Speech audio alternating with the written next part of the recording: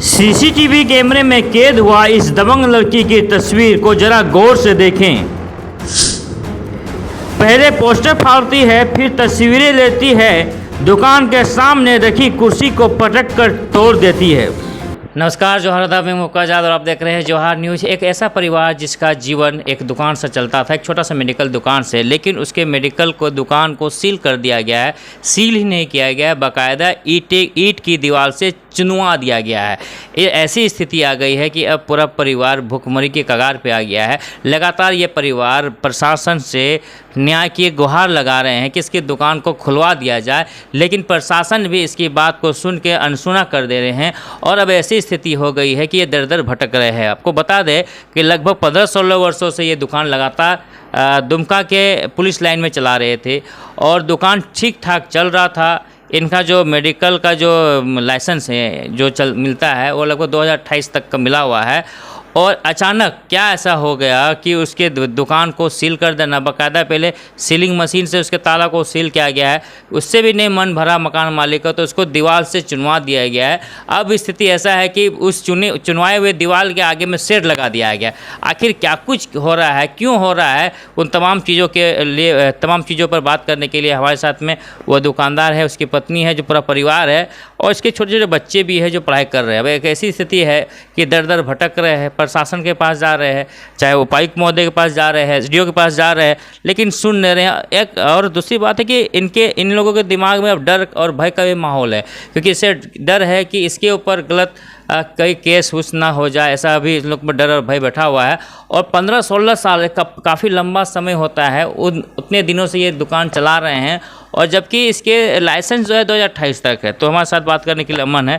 तो आप कितने सालों से दुकान चला रहे थे लगभग? मैं वहाँ पे 2008 से दुकान में ओपनिंग किया और प्रदीप कुमार यादव जी जो हैं अंकल जी हैं, उनके द्वारा ही लाइसेंस बनाया गया था और उन्होंने मुझे लाइसेंस बना दिए और यहीं पे बोले कि यहीं पे कंटिन्यू तुमको लाइसेंस, यहीं मेडिकल दुकान पर रहना है, तुमको चलाना है यहीं पे।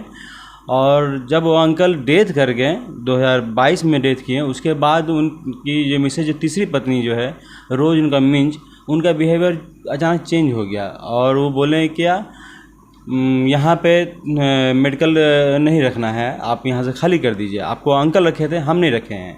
इसे बोल के मुझसे गलत आरोप लगाने लगे। कभी कुछ बोलते रहे, कभी बोलते हैं कि मेरे बेटी साथ में अश्लील हरकत करता है, कभी कुछ से कुछ बोलते रहते हैं, मैंने ओलू जो बात बोल के मुझे फंसाना चाहते हैं। इसलिए मैं उनसे रिक्वेस्ट किया कि मुझे कुछ दिन का और मोहलत दिया जाए। मैं 2028 तक मेरा रेलवे डेट है, मैं उससे पहले कहीं खोज करके तलाश में जगह कर लूँगा, करके मैं अपना यहाँ से स्थानांतरण करके हट जाऊँगा मैं।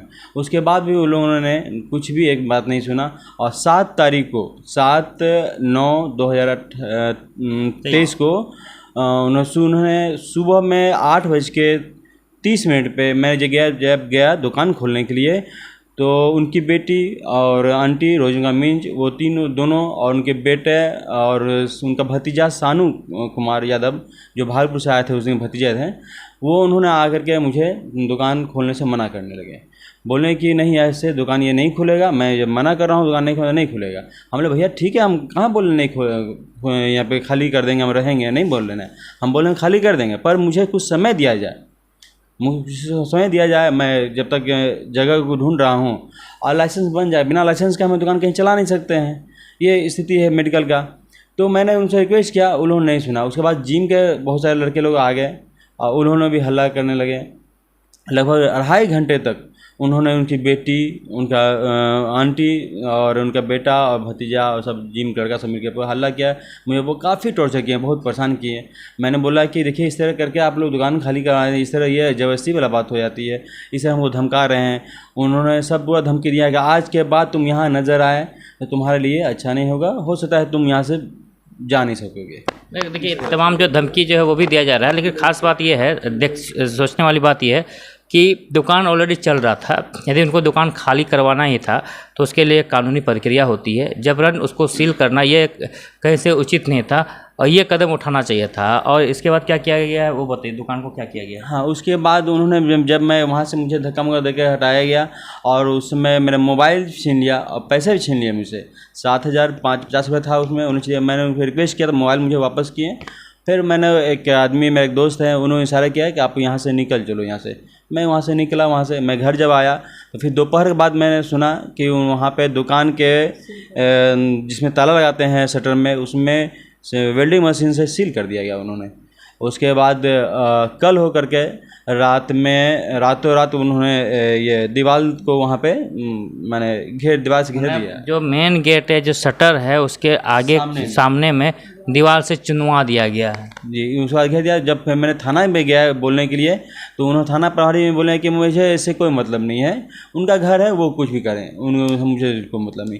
हमने सर हम वहाँ जाएंगे, हमसे कुछ झगड़ा कुछ हो जाएगा, कोई बात होगा तो आप लोग बोलेंगे, खुद से बोलेंगे कि क्यों अपने आप ऐसे कानून हाथ में लिए। तो मेडिकल का सामान दवाई सारा मेरा उसी में है, कुछ भी क्या कुछ था अंदर में?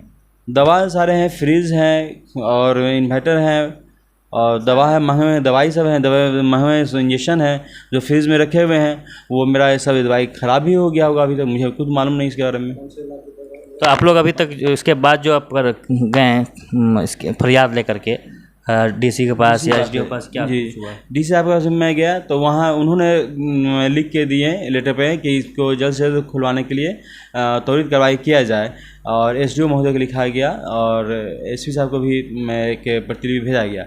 मगर 14 तारीख को ये लेटर बना, उसके बाद से अभी तक आज हो गए, आप 1 तारीख होने, 2 तारीख आज हो गए और आज तक कुछ भी कार्रवाई नहीं हुआ। और हम लोग दर बदर भटक रहे हैं, कभी डीसी के यहाँ जा रहे हैं, कभी एसडीओ जा रहे हैं, कभी थाना जा रहे हैं। थाना एकदम डायरेक्ट वहाँ से झाड़ के भगा देते हैं थाना प्रभारी। ये अपने न्याय का गुहार लगा रहे हैं, लेकिन सवाल ये भी है कि 5 से 6 लाख का सामान है, फ्रिज है, इन्वर्टर है, उसकी क्या स्थिति हुई होगी? एक छोटा सा दुकानदार था जो कई वर्षों से वहाँ दुकान चला रहा था। जबरन सील करना कानून था, कानून के पास जाते हैं, पुलिस के पास जाते हैं, जो इसका जो कानूनी प्रक्रिया है उसको अपनाया जा सकता था।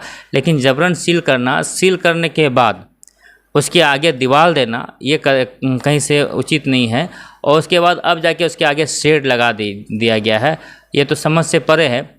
जब कानूनी प्रक्रिया में सब चीज़ होना है, कानूनी रूप से सब दुकान को भी खाली करवाना है, बाकायदा वहाँ लाइसेंस उस दुकान की उसी जगह पर 2028 तक मिला हुआ है, तो ऐसे में उस दुकान को सील करना, दीवार देना, उसके आगे शेड करना, जबरन हटा देना, ये कैसे उचित नहीं है। एक परिवार है, ऐसे तो रोज़गार की किल्लत पूरे देश में है, ऊपर से कोई एक परिवार, एक युवा अगर जॉब कर रहे हैं, रोज़गार कर रहे हैं, तो उस रोज़गार से वंचित करना, ये भी कम से कम प्रशासन और अधिकारी को देखना चाहिए, इस पर त्वरित कार्रवाई करनी चाहिए। कि लगभग 1 साल से, कितना साल हो गया लगभग ये दुकान का मेरा हो गया सील किया हुआ? सील किए हुए 1 महीना होने जा रहे हैं। 1 महीना सील किया हुआ हो गया है, और 1 महीना से एक बहुत बड़ा लंबा समय होता है, और अब तक किसी तरह का कोई कार्रवाई नहीं होना कई सवाल खड़े करते हैं।